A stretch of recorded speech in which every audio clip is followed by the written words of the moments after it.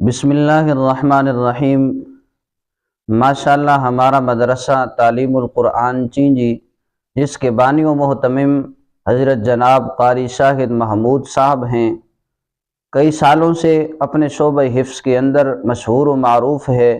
بحمد اللہ تعالی حضرت قاری شاہد صاحب کی محنتوں کا نتیجہ ہے کہ کئی ایک حفاظ اس مدرسہ سے تیار ہو کر نکل چکے ہیں۔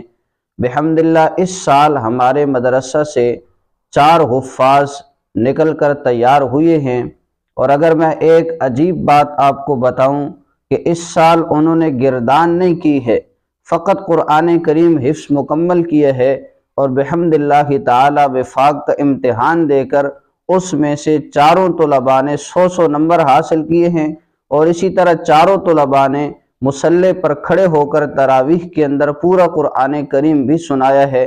تو یہ ہمارے مدرسہ کے اساتذہ قاری عمر حیات صاحب، قاری شاہد محمود صاحب کی محنتوں کاوشوں کا نتیجہ ہے۔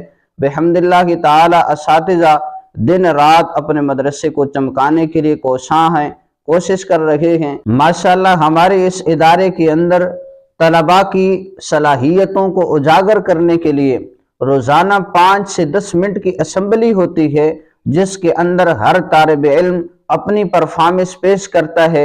کبھی وہ تلاوت کی صورت کے اندر، کبھی حمد کی صورت کے اندر، کبھی نعت کی صورت کے اندر، کبھی کوئی طالب علم آ کر حدیث پیش کرتا ہے، کبھی کوئی طالب علم آ کر پوری نماز سنا دیتا ہے، جس سے ان کی تقریری صلاحیتیں اجاگر ہوتی ہیں، اور اسی طرح مزید ان کی صلاحیتوں کو نکھارنے کے لیے ہفتہ وار بزم کا انعقاد کیا جاتا ہے، جس کے اندر حفظ ہی کی طلباء تقریریں بھی فرماتے ہیں۔